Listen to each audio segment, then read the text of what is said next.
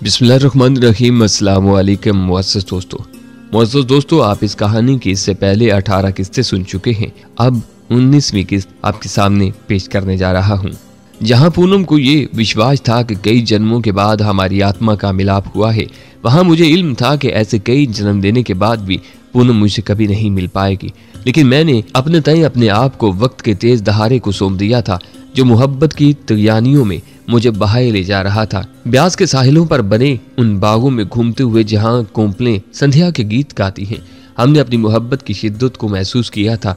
कई जज्बाती लम्हे गुजरे जब अपनी धड़कनें एक दूसरे में समोई। वक्त, हालात और मुस्तकबिल से बेनियाज होकर हम दोनों एक दूसरे के संग संग फिजाए बेकरां की वुसअतों में उड़े चले जा रहे थे। और फिर एक रोज पूनम ने प्रकाश को राखी बांधी तो सुदर्शना ने भी मेरे हाथ में राखी की जंजीर पहनाकर मुझे भाई बहन के मुकद्दस रिश्ते में जकड़कर गोया मुझ पर एक और गिरा लगा दी थी। मुझ पर इन सब लोगों की मोहब्बत की गिरफ्त बढ़ती जा रही थी। हर नई गिरा मेरे फरार को नामुमकिन बनाती जा रही थी। पूनम, प्रकाश, मौसी, माताजी, बाबूजी और अब सुदर्शना, मैं कहां से बचकर निकल सकता था। पिंटू और सालक राम मुझे पूनम सौंप कर कितने मुतमईन थे, उसका अंदाजा कुछ मैं ही लगा सकता था। करीबन 20-25 रोज छुट्टी मनाने के बाद मुझे एक मरतबा फिर मैदान अमल में कूदने का हुक्म मिला। इस मरतबा मैं गुरदासपुर जा रहा था। प्रकाश को हस्बे साबिक मैंने बिजनेस टूर का बहाना तराशा था। गुरदासपुर और बटाला के दरमियान दरियाए ब्यास के किनारे दुश्मन नई मोर्चाबंदियां तरतीब दे रहा था, जहां इंतहाई अहम नोयत के खतरनाक हथियार नस्ब किए जा रहे थे। मगरबी सरहदों पर भारत का पंजाब में ये पहला दिफाई हिसार था, क्योंकि रावी अबूर करने के बाद ब्यास तक का इलाका मैदानी है और किसी भी तरबियत याफ्ता फौजी के लिए खुली शिकारगाह का काम दे सकता था। दुश्मन की मनसूबाबंदी अचानक अमल में आई थी और हमारे पास इतना वक्त नहीं था कि उसके मुतल्लिक मालूमात हासिल करने के लिए इंतजार किया जाए, क्योंकि सरहदी इजला में फौजों के तेजी से बढ़ते हुए नकले हरकत किसी भी लम्हे जंग का पेशखैमा बन सकती थी। सर्द जंग अरूज पर थी और इन हालात में लम्हा लम्हा की खबर रखना जरूरी होता है। दुश्मन की जंगी हिकमत अमली पर कड़ी निगाह रखनी पड़ती है। खास तौर से वो शगाफ ढूंढने पड़ते हैं जिनके जरिए दुश्मन के अंदर घुसने के मौके मुयस्सर आ सके। मशरकी पंजाब के दिफा में दरियाए ब्यास को रीढ़ की हड्डी की हैसियत हासिल है। उस पुल की तबाही भारतीय दिफा की धज्जियां बखेर सकती थी। दुश्मन ने दरियाए ब्यास पर श्री हरगोबिंदपुर के नजदीक साहिल के साथ साथ मीलों तक एंटी एयरक्राफ्ट गन्स का सिलसिला फैला दिया था। उनकी तरतीब कुछ इस तरह से थी कि हमले के सायरन पर चारों तरफ से फायरिंग शुरू हो जाती और दरियाए ब्यास के पुल पर ऐसा खतरनाक छाता तन जाता जिसमें से किसी माहिर तरीन हवाबाज का गुजरना भी मुमकिन न हो सके। मामला अगर त्यारा शिकन एंटी एयरक्राफ्ट तोपों का ही होता तो कोई बात नहीं थी। हमारे जाले हवाबाजों के लिए भारतीय दिफा का गरूर तोड़ना कोई मुश्किल बात नहीं थी, लेकिन भारत ने हाल ही में रूस से हासिल शुदा ऑटोमेटिक मिसाइल सिस्टम भी यहीं कहीं छुपा रखा था, जिसे फौरन ढूंढ निकालना जरूरी था। गुरदासपुर से मैंने 2-3 मरतबा कपूर थाने वगैरह की तरफ बजरिया बस और ट्रेन सफर करके एक नज़र त्यारा शिकन तोपों का जायजा ले तो लिया था, लेकिन अभी तक मुझे वो मिसाइल कहीं नजर नहीं आ रहे थे। और आखिर एक दिन करीबन शाम का वक्त था जब मैं श्री हरगोबिंदपुर उतर गया, जहाँ ये छोटा सा कस्बा नुमा शहर है। वहाँ अपनी मजहबी अहमियत के पेश नज़र जो इसे सिखों के एक गुरु की निस्बत से हासिल है, यहाँ के मशहूर गुरुद्वारे में लोगों की आमदोरफ्त लगी रहती थी।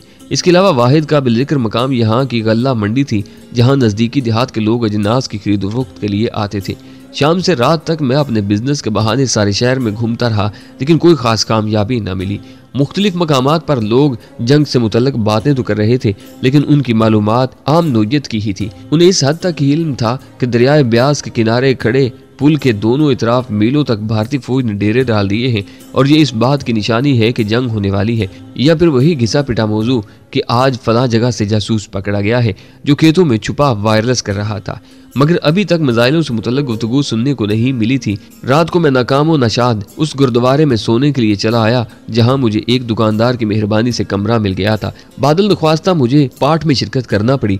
रात को मुझे काफी देर गए तक नींद न आई। मेरे जहन में सारी रात मिसाइल सिस्टम सवार रहा। बड़ी अजीबो गरीब सूरत हाल पेश आ गई थी।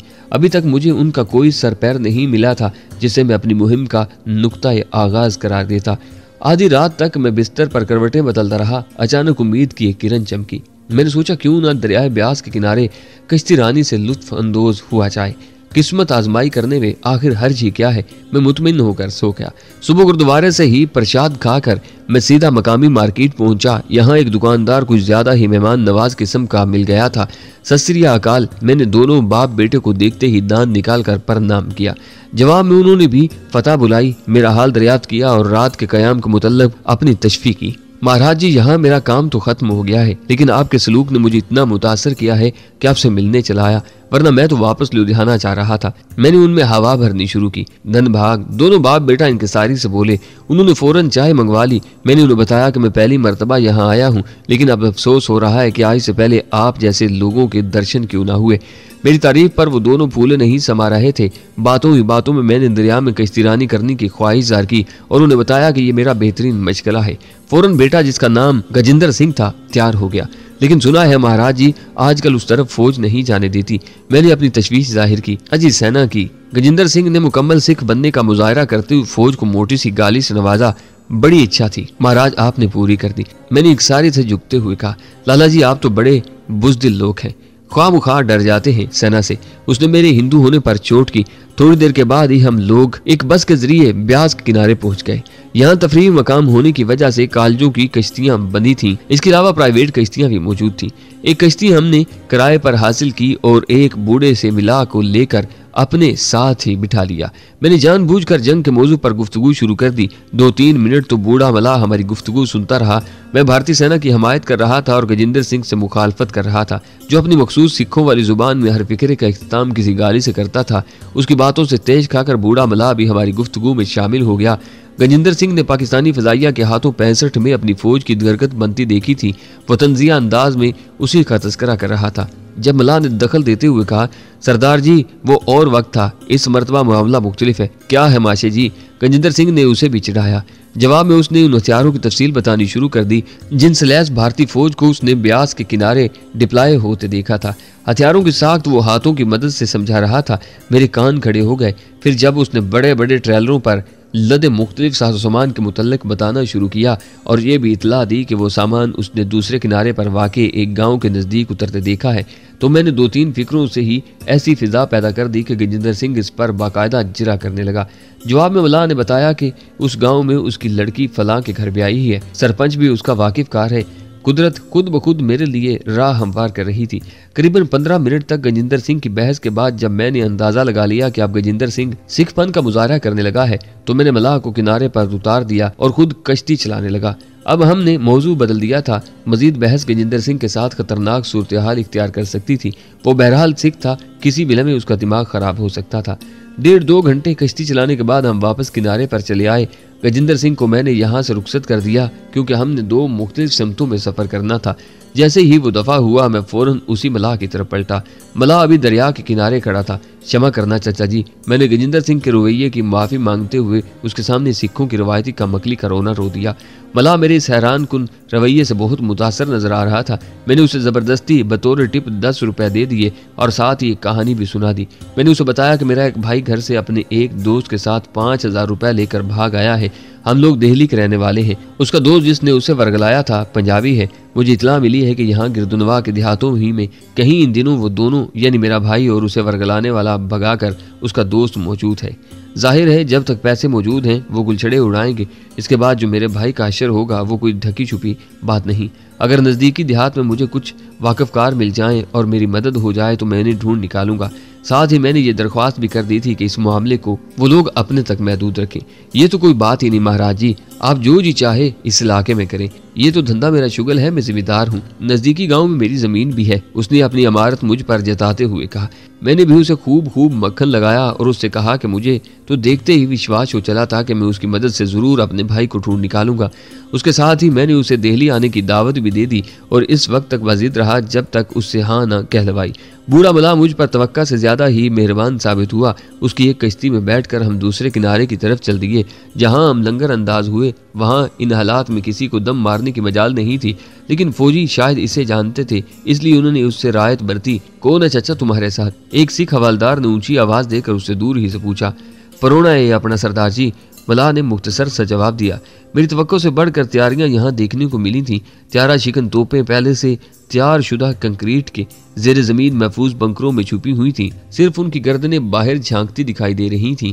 हम दोनों उनके बीचों बीच चलते नजदीकी गांव की तरफ जा रहे थे। मैं कुनकियों से सूरत हाल का भरपूर जायजा ले रहा था। रास्ते से मिलने वाले अक्सर फौजी मलाह के वाकिफकार थे। जब वो इन्हें प्रणाम करता तो मैं भी फौरन जय हिंद कहकर हाथ उठा देता। करीबन 1.5-2 फरलांग चलने के बाद एक जगह खेतों के किनारे कुछ लड़के लड़कियां काम करते दिखाई दिए। मलाह ने उनमें से एक को चुन्नी लाल के नाम से पुकारा और एक नौजवान उसकी आवाज पहचान कर आता दिखाई दिया। करीब पहुंचकर उसने झुकते हुए बूढ़े के पांव छूकर प्रणाम किया और हैरानी से मुझे देखा, क्योंकि मैंने बगैर जान पहचान के बड़ी गर्मजोशी से उसे गले लगा लिया था। परोना है अपना, दिल्ली से आया है, चाचा बोला। प्रकाश नाम है मेरा। मैंने अपना तारुफ बज़ाहिर मुकम्मल करवा दिया। हम तीनों खेतों के कोने में लगे राट पर जा पहुंचे, जहां बहुत सी लड़कियां कपड़े धो रही थीं। सबने हैरानगी से मेरी तरफ देखा। मलाह को देखते ही सबने चचा नमस्ते कहा। चचा ने राम राम कहना शुरू कर दिया। बूढ़ा मलाह सब के सलाम के जवाब में बारी बारी उनके सरों पर शफकत से हाथ फेरता रहा। यहाँ भी उसने मेरा तारुफ बतौरे मेहमान ही करवाया था। सब लड़कियों ने हाथ जोड़कर मुझे भी बारी बारी नमस्ते कहा। मेरे कीमती लिबास और पुरकश शख्सियत को उनमें से हर एक लड़की ने ललचाई हुई नजरों से देखा था, लेकिन ये कोई नई या चुका देने वाली बात नहीं थी। अब मैं भारतीय महिलाओं की रग रग से वाकिफ हो चुका था। राट पर बने एक कमरे में बैठकर चचा ने पहले तो मुझे चाय पिलाई, फिर कमला नामी एक लड़की को मेरे लिए जल भोजन का हुक्म दिया, जिसने एक अदाए दिलरुबाना से मेरी समत देखते हुए तामील में गर्दन हिलाई और अपनी बेकाबू जवानी संभालती मस्तानी चाल से क़यामत ढाती तेज तेज कदमों से गांव की तरफ चल दी। चचा ने चुन्नीलाल को, जो उसका दामाद था, मेरी कहानी सिर्फ इतने से इजाफे के साथ सुना दी थी कि मैं उसके एक दोस्त का बेटा हूँ। शायद उसने अपनी बात में वजन पैदा करने के लिए इजाफा किया था। बहरहाल मुझे इससे खुशी हुई थी। सारे भारत में मैंने अभी तक ऐसा फरमान बरदार दामाद नहीं देखा था जैसा चचा मलाह को नसीब हुआ था। उसकी वजह मेरी समझ में नहीं आई थी। बज़ाहिर तो इसमें कोई जिस्मानी नुक्स नजर नहीं आ रहा था, नए नक्श भी ठीक ही थे। फिर जल्दी ही मुझे समझ आ गई। उसकी धर्मपत्नी कुशलिया सर पर लस्सी का मटका रखे हाथों में रोटियां पकड़े वहां आई थी। अल्लड़ मुठियारों की तरह उसके अंग अंग से नशा फूटता था। उसे देखकर कोई भी उसे शादीशुदा मानने के लिए तैयार नहीं था। इतनी खूबसूरत बेटी पैदा करने पर यकीनन हिंदू मलाह को फख्र करना चाहिए था, और ऐसी देवी के दाम में फंसने वाला उसका दास कैसे न बनता। उसने मुस्कुराते हुए मेरा खैर मकदम किया और कपड़े समेटे बाहर चली गई, जो उसने सुबह से धूप में सुखाने के लिए फैला रखे थे। उनकी मजीद तवज्जो हासिल करने के लिए मैंने भी वहीं खाना खाने की ख्वाहिश की जो कुशलिया चुनीलाल के लिए लेकर आई थी, लेकिन चचा ने मुझे शिद्दत से मना कर दिया। वो कोई पुराने दौर का आदमी दिखाई देता था, रवायत की जिसके नज़दीक बड़ी अहमियत थी। चचा थोड़ी देर के बाद मुआजरत करके चला गया, क्योंकि कश्तियाँ अकेली थीं। चुनीलाल को उसके जाने के बाद मैंने भगा दिया था। वीर जी आप काम कीजिए, मेरी वजह से मैंने फिक्रा अधूरा छोड़ दिया। यार कुछ अच्छा नहीं लगता। उसने इसकी चाट जाहिर की। मैंने बेतकल्फी का मुजाहरा करते हुए उसे बाजू से पकड़ कर उठा दिया।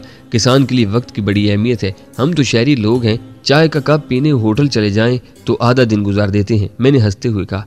जवाब में वो भी हंस दिया और मेरा धन्यवाद करता हुआ रोटियां और लस्सी उठाकर दोबारा खेतों को चल दिया, जहां उसके साथी उसके मुंतजिर थे। अब तन्हाई मुयस्सर थी, लेकिन सोचने के मौके हासिल नहीं थे, क्योंकि गांव भर की मुठियारों ने मेरा घेराव कर लिया था।